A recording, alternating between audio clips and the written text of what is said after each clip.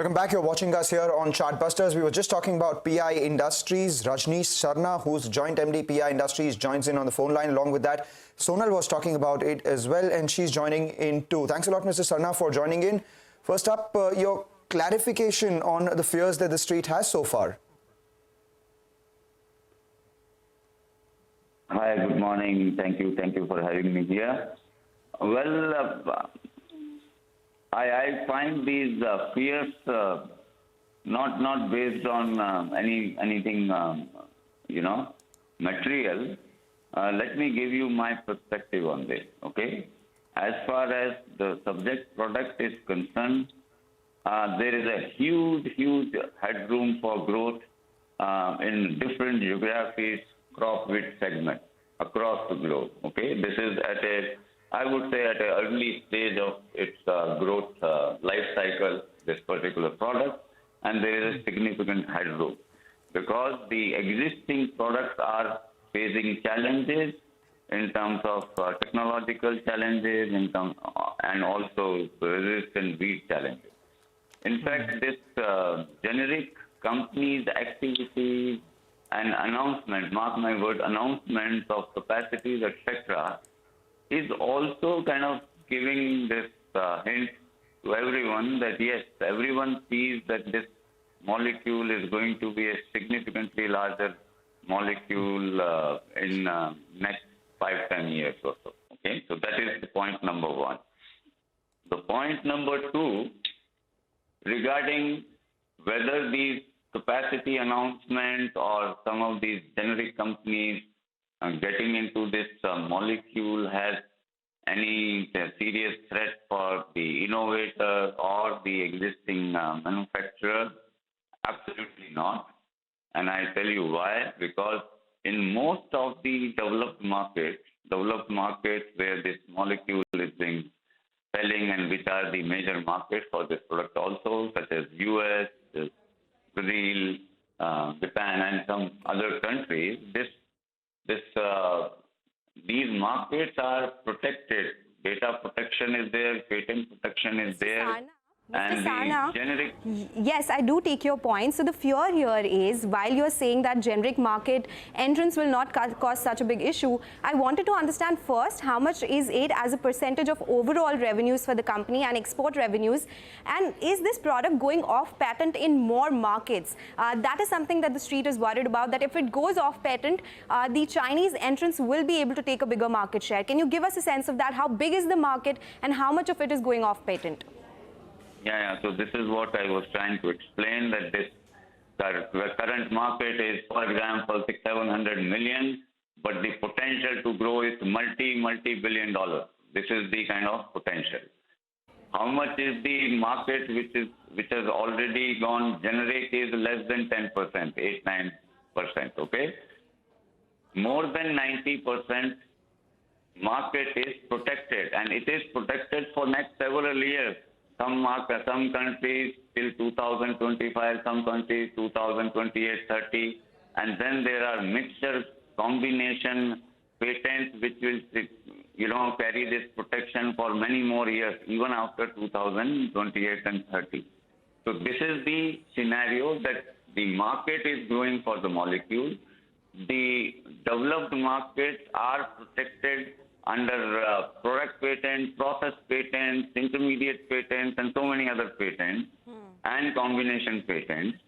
And therefore, we do not see any near-term, mid-term kind of threat for the innovator and the key manufacturer at this point. Okay, I take that point. Yes, please go ahead. In addition, I would also want to highlight that PI Industries is not a one-molecule company. PI is a diversified, in terms of our exports and also domestic businesses, we have a very diversified portfolio. Today, we must be exporting more than 24-25 products, in domestic also more than 35-40 products. Every year, 4 to 5 products are being commercialized and introduced in these markets. So, over a period of time, in any case, there is this diversified portfolio, and there is no such, impact or stress that we see in our outlook, whether this outlook is for this current year or even for the mid to long-term outlook. So it's a 20% growth. So, sir, that you have given the 20% growth guidance that stays. And also you spoke about you do have a lot of products, but the street was worried about concentration on this one particular product. Can you give us a sense of how much revenue comes from Pyroxasulfone in export and overall revenues? Yeah, so as I said, that it's a diversified portfolio.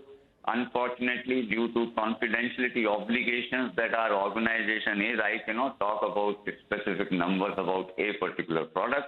But suffice to say that given the diversification, not from today or last year, but for last several years, this concentration, what it was 3 years back, 5 years back, what it is today, in coming years, it will be significantly lower as the many new products and many existing products are also scaling up.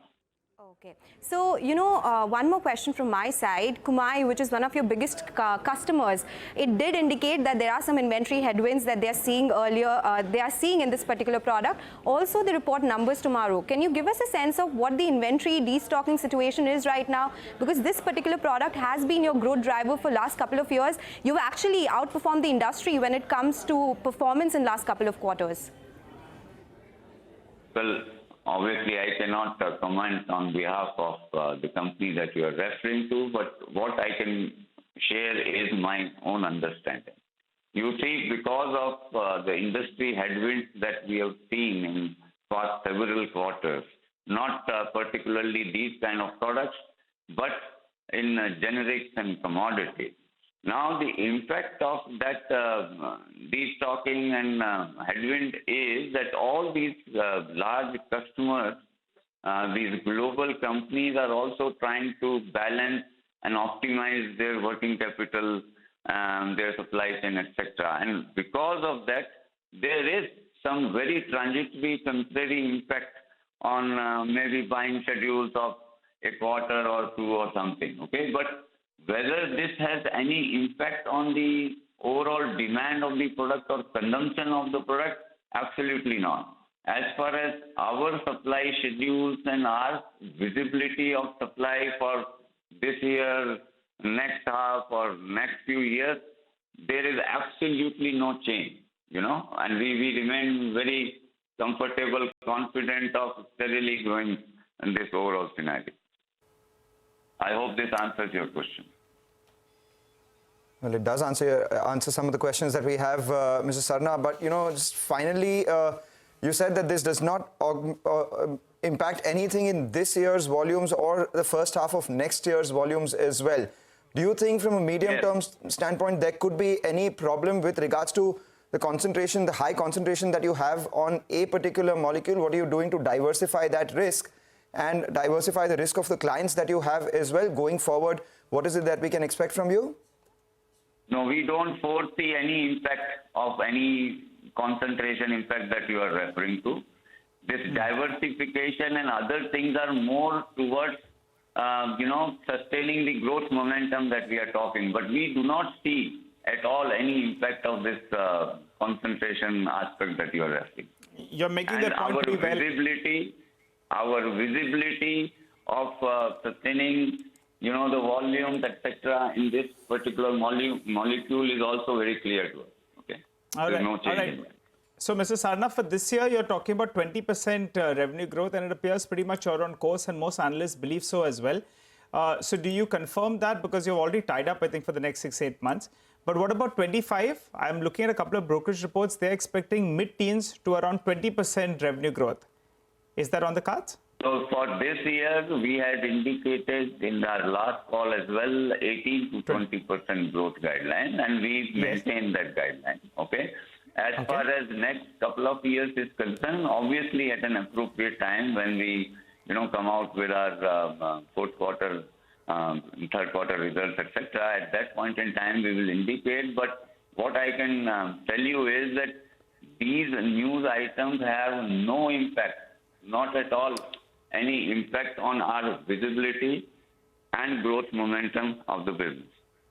All right, Mr. Sarna, thank you so much for joining in. We posed a bunch of questions to you. You did answer them and say that, these near-term news pieces may not have an impact on your business. The stock was down 10% yesterday, lower today as well. Let's see how the street takes that. We've seen a bit of an amelioration from the lows of the day as some clarification came in from the management, but an important story to watch out for. Thanks a lot for joining in once again, Mr. Sarna. With that,